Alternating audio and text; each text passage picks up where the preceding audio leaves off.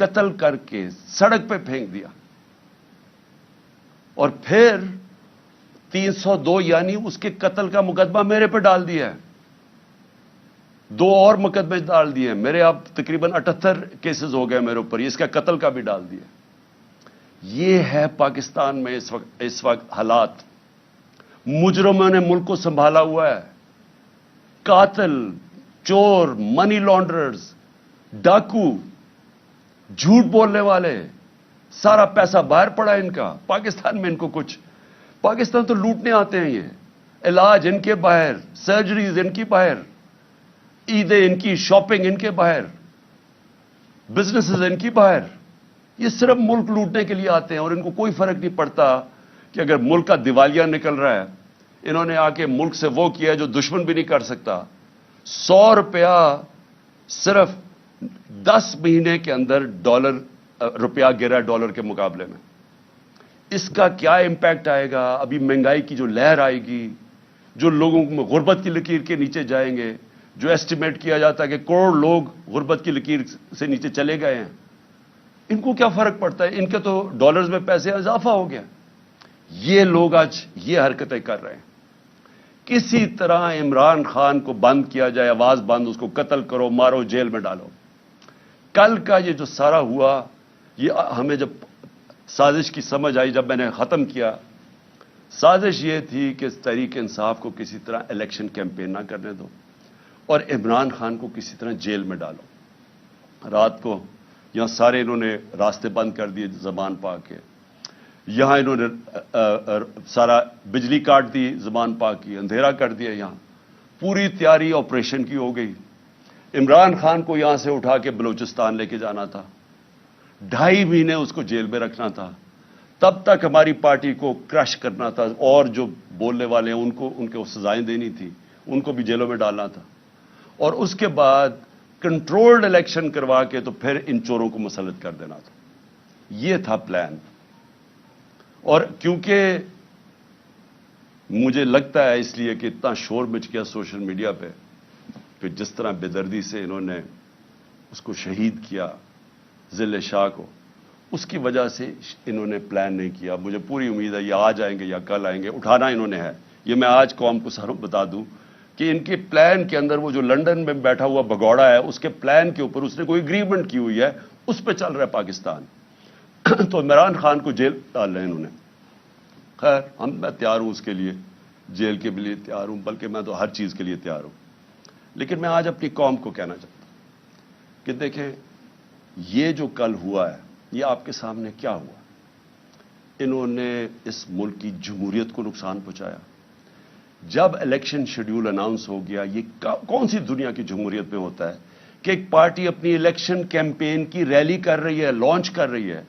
اس کے اوپر کون دنیا میں ایسے کر سکتا ہے؟ اور کون سے آفیسرز کرتے ہیں؟ وہ آفیسرز جنہوں نے 25 مئی کو ہمارے پر ظلم کیا تھا۔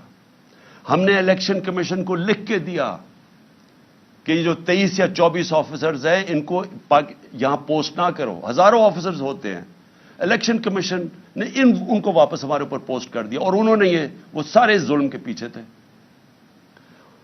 اور کیئر ٹیکر کا مطلب نیوٹرل ہوتا ہے، میں بار بار اپنی قوم کو بتانا چاہتا ہوں، نیوٹرل کیئر ٹیکر ہوتا ہے، مطلب غیر جانبدار ہوتا ہے۔ یہ غیر جانبدار ہیں جنہوں نے صرف ایک ایجنڈا پہ آئے ہیں کہ کرش کرنی ہے تحریک انصاف اور عمران خان کو۔ اور میں پھر سے ابھی الیکشن کمیشن کو، ابھی میں بعد میں بات کروں گا الیکشن کمیشن پہ، لیکن ابھی کہتا ہوں کہ دیکھیں، یہ آپ کے اوپر سارا پڑ رہا ہے۔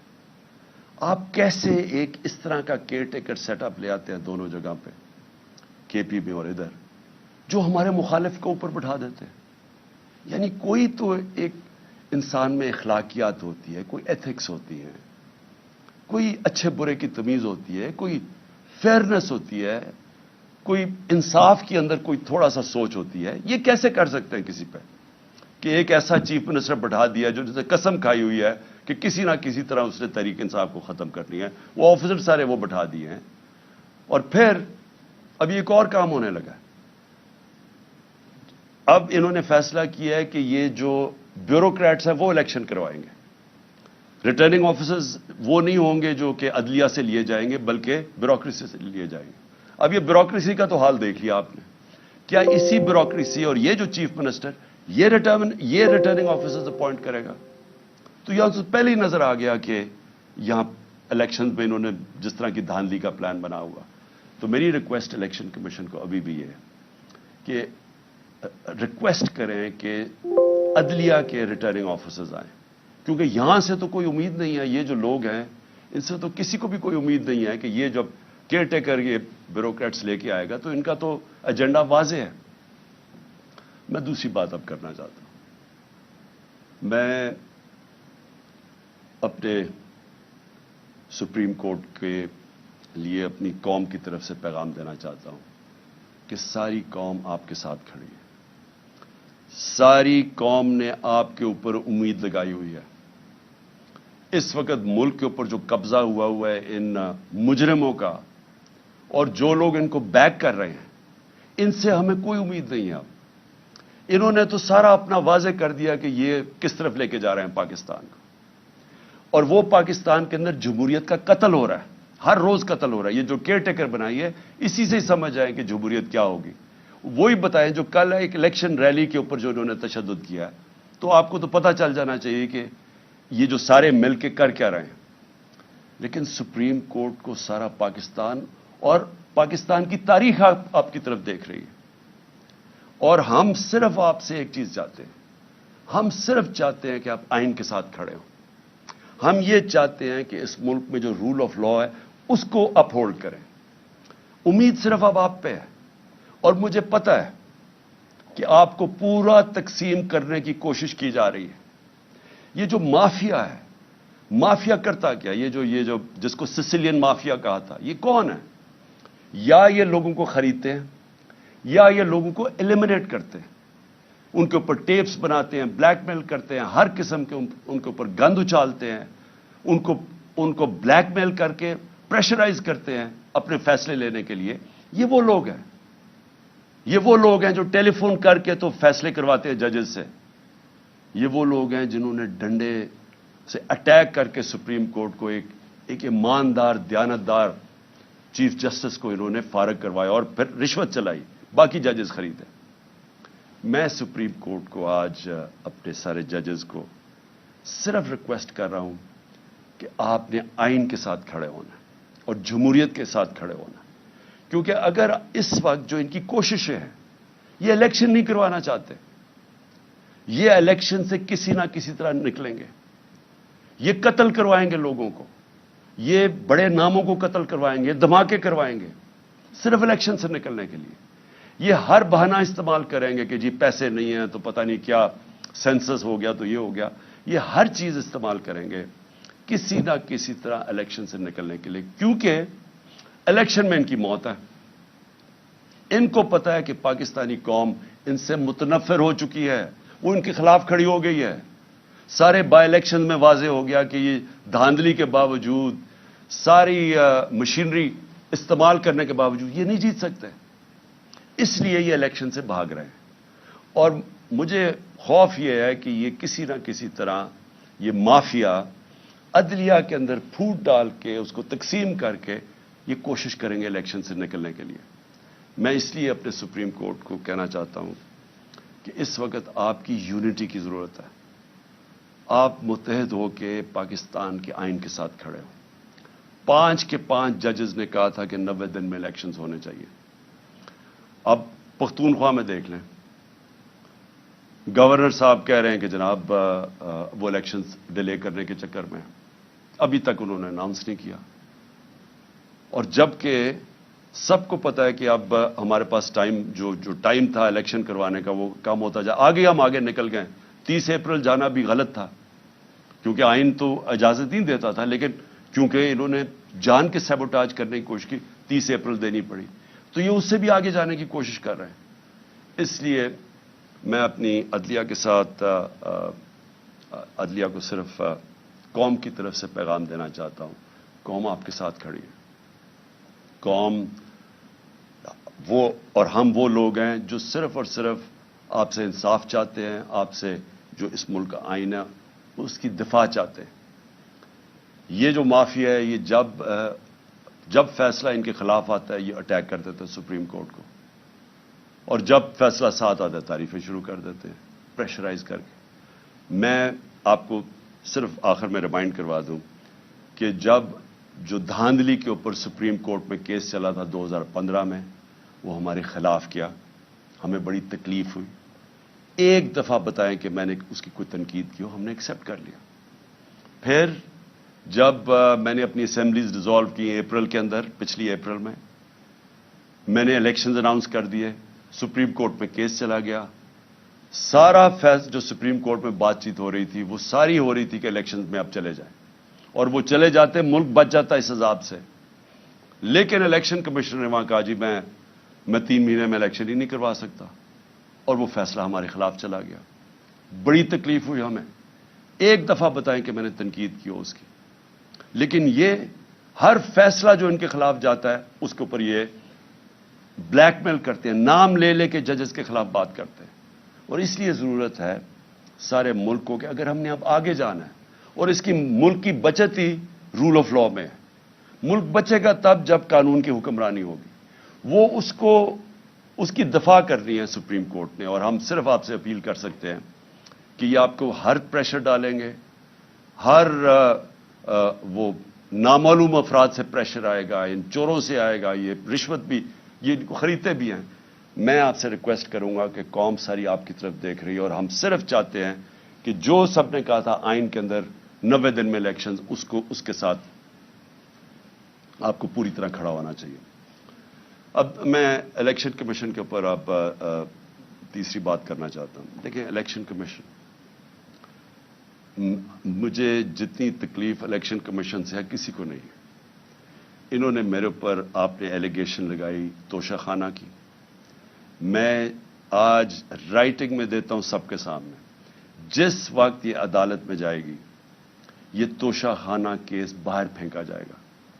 کیونکہ مجھے پتا ہے میں نے کوئی چیز غیر قانونی نہیں کی. جو 70 سال سے پاکستان کا قانون ہے اس کے اوپر چلاؤں. سب کچھ ڈکلیئرڈ ہے، اس کے اوپر ٹیکس دیا ہوا ہے، سارا کچھ، سارا ریکارڈ میں اویلیبل ہے. لیکن مجھے پتا ہے کہ اگر یہ توشہ خانہ، کیوں یہ چھپ رہے ہیں، بتا نہیں رہے کہ جی باقی لوگوں کے توشہ خانہ میں کیا ان کی تھی. جس وقت وہ سامنے آئے گا قوم کو پتہ چلے گا کہ توشہ خانہ میں باقی لوگوں نے کیا کیا ہے. باقی حکم، جو پرائم منسٹرز تھے، جو پریزیڈنٹس تھے، جو آرمی چیفز تھے، یہ کیا کرتے رہے توشہ خانہ کی گفٹ سے. وہ انشاءاللہ اگر یہ پورا کیس کھلے تاکہ پتہ تو چلے لوگوں کو توشہ خانہ کیا ہے. تو مجھے بڑی تکلیف ہے کہ میرے اوپر انہوں نے، کردار کے اوپر انہوں نے یہ جو اٹھایا ہے الیکشن کمیشن نے. اور پھر فورن فنڈنگ، یہ بھی ہمیں گھسیٹا ہے میڈیا ٹرائل کے تھرو. پتہ چلا وہ فورن فنڈنگ ہی نہیں ہے، اب پتہ چلے پروہیبٹو فنڈنگ ہے. لیکن اگر آپ نے یہ کرنا ہی تھا، ہمارے کیسز سب کے سامنے ہیں، بکس ساری قوم کے سامنے ہے، لیکن ان دو پارٹیز کی کیوں نہیں سامنے لے کے آ رہے تاکہ پتہ تو چلے کہ انہوں نے فنڈنگ کدھر سے کرتے ہیں. تو مجھے تکلیف اس کی ہے. لیکن ملک کی خاطر، جس طرح میں نے کہا کہ میں اپنے قاتلوں کو، جنہوں نے قتل کرنے کو، ان کو بھی معاف کرنے کے لیے تیار ہوں. میں الیکشن کمیشن کو بھی سب کچھ جو مجھے ذاتی طور پہ تکلیف اور ہماری پارٹی کو اس کو بھی معاف کر دیتے. لیکن اس وقت قوم کی ضرورت ہے. اگر ہم نے اس ملک کو دلدل سے نکالنا ہے، الیکشن کمیشن کو فری اینڈ فیئر الیکشنز کروانا بہت ضروری ہے. اگر یہ نہ ہوا یا انتشار ہوگا. میں آپ کو بتا رہا ہوں کہ اگر یہاں اس الیکشن کو صحیح طرح نہ کروایا گیا، اور اس میں جس طرح کی دھاندلی پلان کی جا رہی ہے، یہ جو کیئر ٹیکر ہی ہے، یہی دھاندلی ہے. کیونکہ کیئر ٹیکر تو ہوتا ہے غیر جانبدار، یہ تو بالکل دشمنوں کو اوپر بٹھا دیا ہے. تو یہی دھاندلی ہے. اور اس کے بعد جو بھی قدم ہے، جو پلاننگ ہو رہی ہے، میری صرف آپ کو اپنی قوم کی طرف سے کہ آپ کو اس وقت فری اینڈ فیئر الیکشنز کروانا چاہیے. اور کسی صورت پہلے یہ جو غلط کیئر ٹیکر اپوائنٹ کے، ان کے ذریعے ریٹرننگ آفیسرز ان کی بیوروکریسی پہ نہیں بلکہ جوڈیشری سے مانگنی چاہیے. جو عدلیہ سے ہمارے ریٹرننگ آفیسرز ہیں ان کو اپوائنٹ کرنا چاہیے. اور پھر آخر میں میں اپنی قوم کو ایک پیغام دینا چاہتا ہوں. دیکھیں، یہ جدھر ہمارا ملک کھڑا ہے، یہ آپ سب سمجھ جائیں کہ ہم اگر یہ جو ظلم ہو رہے ہیں، یہ جو ناانصافیاں ہیں، یہ جس طرح کے اوپر چور مسلط کر دیے گئے ہیں اور پھر ان کو اوپر بٹھانے کے لیے ہر قسم کی کوشش ہو رہی ہے، ڈرانا، دھمکانا، ایف آئی آرز، مارنا، یہ جو آپ کے ساتھ، جب تک قوم اس کے ساتھ اس کا مقابلہ نہیں کرے گی، اگر قوم ان ظالموں کے سامنے سر جھکا گئی اور ہم نے خوف کی وجہ سے ان کے سامنے سٹینڈ نہ لیا، تو آگے مجھے افسوس سے کہنا پڑتا ہے کہ ہمارے کوئی مستقبل نہیں، کیونکہ اگر آپ چوروں کو کسی بھی قوم کے اوپر بٹھا دیں گے، کسی قوم کا بھی کوئی مستقبل نہیں ہے۔ آج جو دنیا میں غریب ملک ہیں، ایک میں تاریخ کا اسٹوڈنٹ ہوں، ایک ملک دیکھ لیں آپ، ان کی غربت آپ کے آخر میں وہ لوگ کہیں گے جی جو حکمران بیٹھے ہیں وہ پیسے چوری کر کے ملک سے باہر لے کے جا رہے ہیں۔ لیبنان ہے، سب سے زیادہ لیبنان جو تھا وہ، اب دبئی لوگ جاتے ہیں نا، تو ہم جب بڑے ہو رہے تھے سب بیروت اور لیبنان جاتے تھے، آج لیبنان کا دیوالیہ نکل گیا۔ لوگوں سے پوچھیں، ان کے اوپر کرپٹ لوگ بیٹھ گئے آ کے، وہ کہتے ہیں کرپشن میں مسئلہ تھا۔ نائجیریا سب سے زیادہ تیل ہے افریقہ کے اندر، تیل کے ذخیرے پہ بیٹھا ہے، غربت کی انتہا ہے، وہاں اوپر پیسے چوری کر کے نائجیریا کی دولت ملک سے باہر جا رہی ہے، جو ہمارے ساتھ ہو رہا ہے۔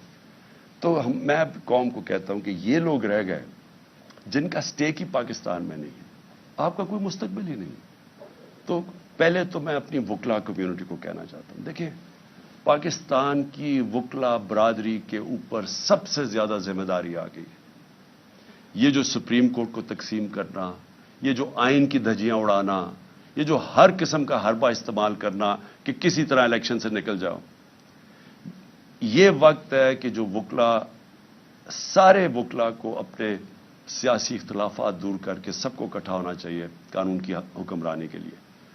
آپ نے پاکستان کی تاریخ بدلی تھی جب وکلا کمیونٹی ساری کھڑی ہو گئی چیف جسٹس کی بحالی میں، جس میں نے بھی شرکت کی، میں جیل میں بھی گیا، پہلی دفعہ میں جیل، اور ایک ہی دفعہ جیل میں گیا ہوں، تب دوسری کی تیاری کر رہا ہوں ابھی، تو پہ جیل میں بھی گیا صرف اپنی ایک آزاد عدلیہ کے لیے اور ایک رول آف لا کے لیے، اور ہماری پارٹی چھوٹی سی تھی، پوری طرح شرکت کی۔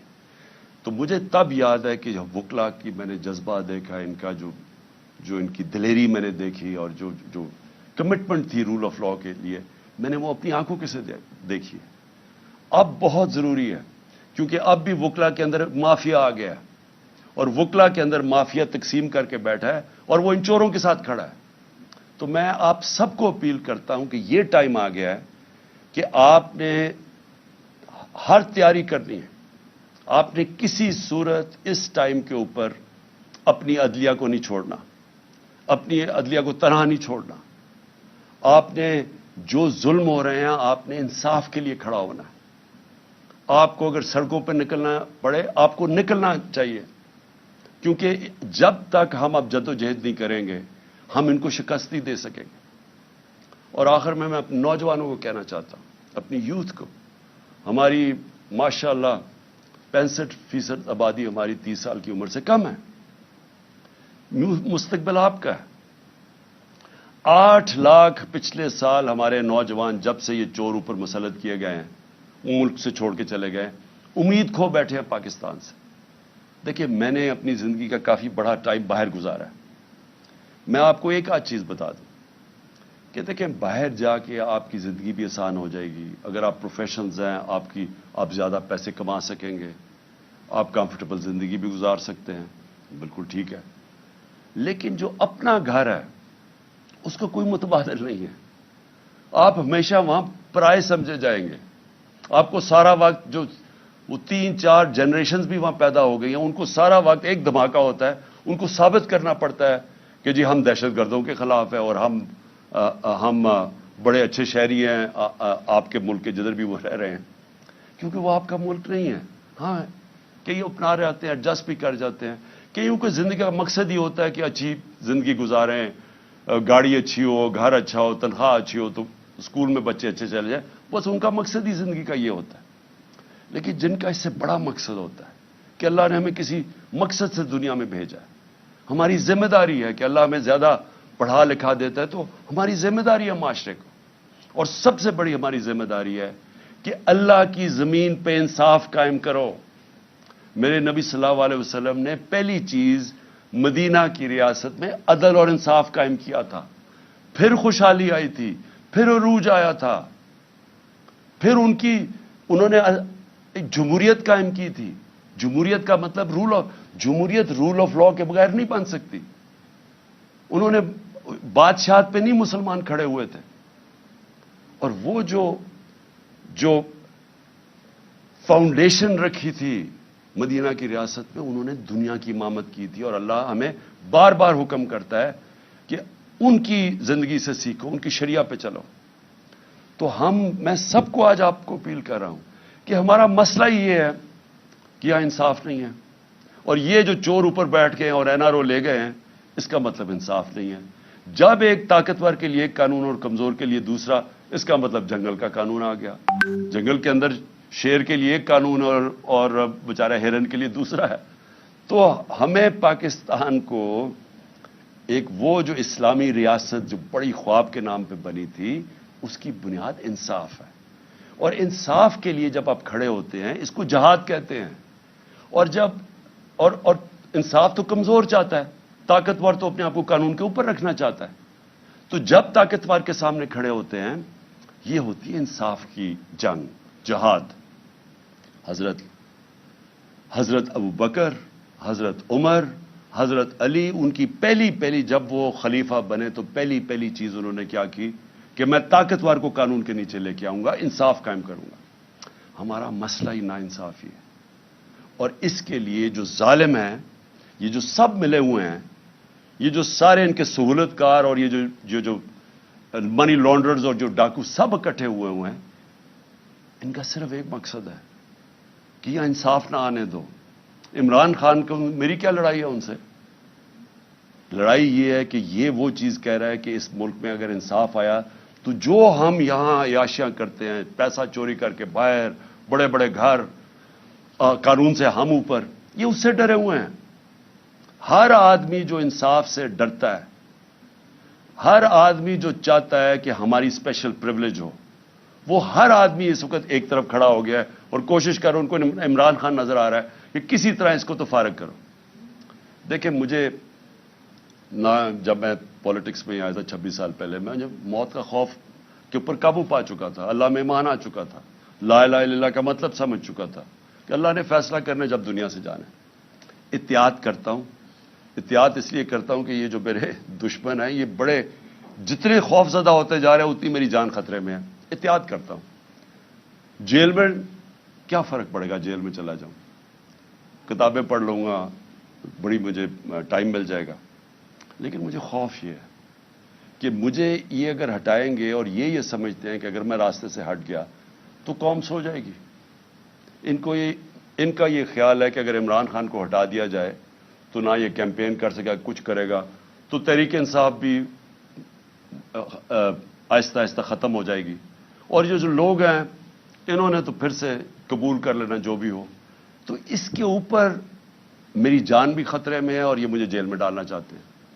آپ کو میں صرف یہ کہنا چاہتا ہوں کہ آپ نے یہ فیصلہ کر لینا ہے کہ عمران خان ہو یا نہ ہو, آپ نے اپنی حقیقی آزادی کی جنگ لڑتے رہنا ہے. یہ جہاد ہے آپ کے لیے, اور اسی میں آپ کا مستقبل ہے. اگر یہ ہم کامیاب ہو جاتے ہیں اس ٹائم پہ, یہ ملک بدل جائے گا. جو میں نیا پاکستان کی بات کرتا ہوں, وہ نیا پاکستان آ جائے گا آپ کا. اس راستے پہ ہم نکل جائیں گے. لیکن ظلم کے نظام پہ کبھی بھی کوئی معاشرہ اوپر نہیں جا سکتا.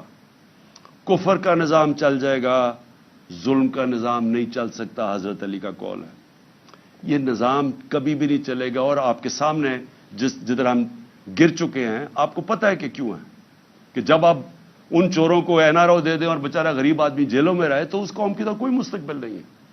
اس لیے جو بھی مجھے پکڑتے ہیں, آج پکڑتے ہیں, کل پکڑتے ہیں, میں ساری قوم کو یہ کہتا ہوں کہ آپ نے اپنے حقوق کے لیے سڑکوں پہ نکلنا ہے. جانوروں اور بھیڑ بکریوں میں یہ فرق ہوتا ہے, بھیڑ بکریاں سارے ظلم سہ جاتی ہیں.